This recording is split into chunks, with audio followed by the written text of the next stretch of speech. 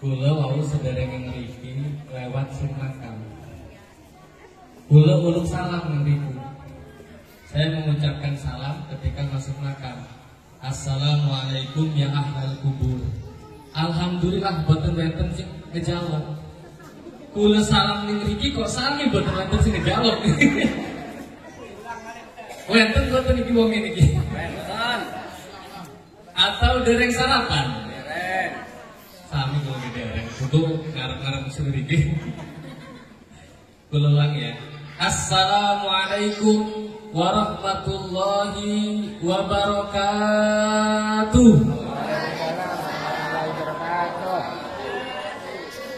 Alhamdulillah. Betul? Saya doakan mudah-mudahan yang menjawab salam dengan ikhlas dan tulus hutangnya dilunaskan oleh Allah.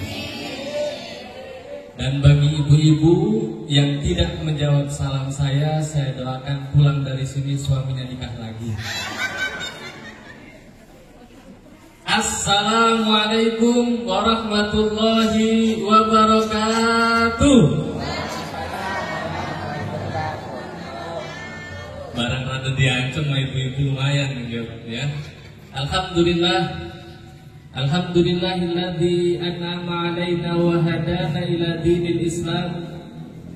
Allahumma shalli wa sallim ala sayyidina wa maulana Muhammadin wa ala alihi wa ashabihi wa man tabi'ahum bi ihsanin ila yaumiddin. Amma ba'd. Faqad qala Allah ta'ala fi kitabihil karim wa huwa asdaqul qailin. A'udzu billahi minasy syaithanir rajim.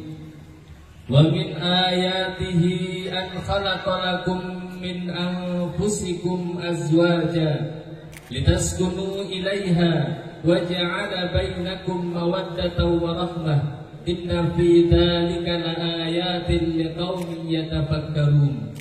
Wa qala an-nabiy sallallahu alaihi wasallam an-nikahu sunnati faman raghiba an sunnati falaysa minni. Sadaqallahul azim wa ballagha rasuluhu habibun nabiyul karim wa nahnu ala dzalika minasyahidin wa syakirin walhamdulillahi rabbil beneran pada ngeleh ya sih. Yang terhormat Al-Ustaz Ahyani Khalid selaku tokoh agama di lingkungan Tegal Cabe, yang terhormat Bapak RT Mahdi selaku RT 05 lingkungan Tegal Cabe beserta seluruh perangkat dan jajarannya, yang terhormat para alim ulama, para hujjah, tokoh masyarakat yang mudah-mudahan Allah panjangkan umurnya, beserta bapak-bapak dan ibu-ibu, tak terkecuali kedua pengantin yang alhamdulillah sudah disahkan oleh saksi dan disaksikan oleh kita semua. Mudah-mudahan kedua mempelai menjadi keluarga yang sakinah, mawaddah, warahmah. Amin. Alhamdulillah, puji syukur kehadiran Allah Azza wa Jalla pada kesempatan pagi hari ini kita diberikan kekuatan oleh Allah Subhanahu wa taala untuk sama-sama berkumpul menjadi saksi sejarah perjalanan hidup antara Ananda Aan dengan Dewi. Salawat ma'asalam semoga senantiasa tercurah limpah mengalir deras kepada baginda Nabi besar Muhammad sallallahu alaihi wasallam, keluarga, sahabat serta para pengikutnya hingga akhir zaman. Bapak dan Ibu yang dirahmati Allah Subhanahu wa taala, sebelum saya melanjutkan ungkapan yang ingin saya sampaikan pada kesempatan pagi hari ini, saya ingin sedikit fokus kepada pengantin. Boleh ya? Minta satu mic boleh? Mic masih ada micnya? Tadi sudah sama-sama kita doakan kedua pengantin mudah-mudahan menjadi keluarga yang sakinah, mawaddah, warahmah dengan untayan doa. Apa doanya? Barakallahu laka wa baraka alaika wa jama'a bainakuma fil khair. Namun saya ingin pengantin laki-laki yang mendoakan istrinya. Ini juga berlaku untuk bapak-bapak yang bawa istrinya. Istri sendiri, jangan istri orang lain ya. Pegang tangannya. Oke, tangan yang kiri pegang kepala. Pegang kepala. Nah, ikutin ya. Bismillahirrahmanirrahim. Bismillahirrahmanirrahim. Allahumma inni as'aluka khairaha wa khairama jabalta alaihi. Boleh gitu.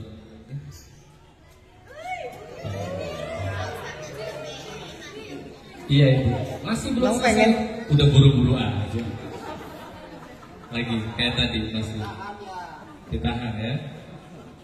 Bismillahirrahmanirrahim. Bismillahirrahmanirrahim. Allahumma inni a'udzubika min syarriha wa syarri ma jabaltaha alaihi.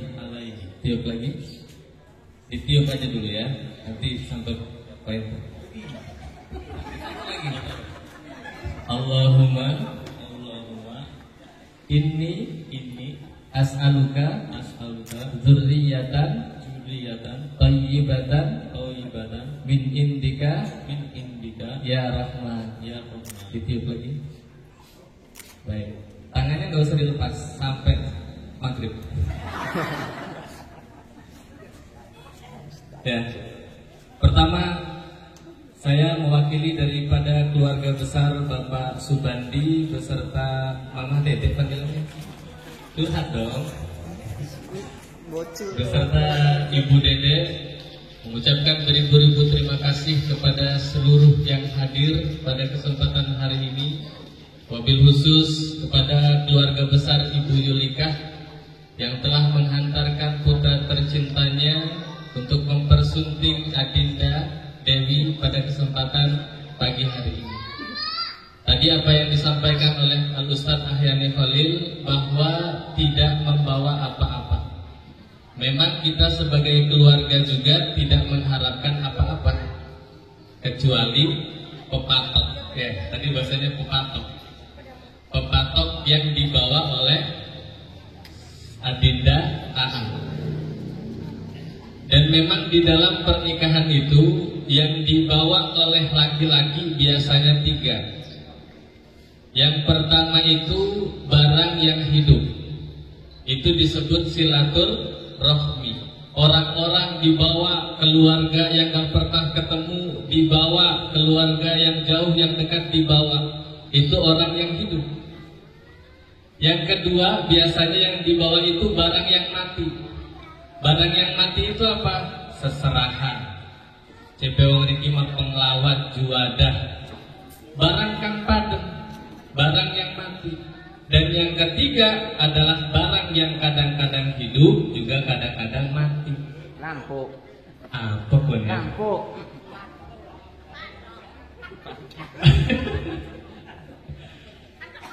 1, 2, 3 ini harus lengkap. Yang hidup alhamdulillah kelihatan, yang mati juga alhamdulillah kelihatan. Yang kadang hidup kadang mati dibawa spesial, dipersembahkan untuk Dewi. Tapi nggak kelihatan tadi ya. Boten punangin. Ya. Ketika hidup dinikmati, ketika mati bisa sabar, bisa nengayu. Nengayu nang Dewi. Ya, ketika hidup dinikmati, ketika mati bisa disabar, bisa. Ngerti barangnya apa? Nanti malam pasti ngerti. Rahasia negara. Ya. Oleh karenanya ketiga-tiganya kami terima dengan lapang dada. Kami pun selaku keluarga apabila ada kekurangan dalam penyambutan, dalam penyampaian, dalam penyungguhan, ada kekurangan, kami mohon maaf yang sebesar-besarnya kepada keluarga besar Ibu Yulikah. Mudah-mudahan diterima. Adinda pengantin berdua, kalau kita ingin mendapatkan keberkahan hidup, seperti yang sama-sama kita ketahui bahwa kita ini mempunyai 3 orang tua. Orang tua yang pertama itu adalah orang yang melahirkan dan membesarkan kita. Itu adalah ibu dan bapak kita. Maka kita kalau ingin hidupnya berkah, hormati, sayangi, santuni, hargai, berbakti kepada ibu yang melahirkan kita dan membesarkan kita.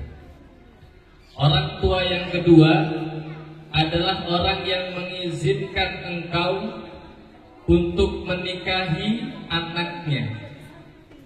Itu disebut mertua. Maka jika ingin hidup bahagia, ingin sukses dunia akhirat, kuncinya juga menghormati mertua, menyayangi mertua seperti engkau menyayangi dan menghormati ibu. Lalu orang tua yang ketiga siapa? Orang tua yang ketiga adalah man 'allamaka walau harfan. Orang tua yang ketiga adalah orang yang mengajarimu walaupun hanya satu huruf. Siapa itu? Guru. Maka jika kita ingin hidup selamat dunia dan akhirat, ingin bahagia dunia dan akhirat, ingin mendapatkan ketenangan dunia dan akhirat, maka kuncinya harus menghormati tiga orang tua tersebut.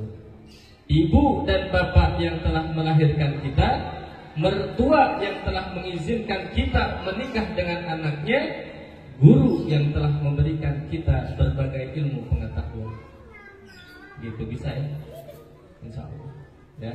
Tadi kan Ustaz Yani juga bilang, jangan anggap seperti anak orang lain, pesan kepada Mama Dede. Tapi anggaplah seperti anak sendiri supaya dibina, dididik. Begitu kan?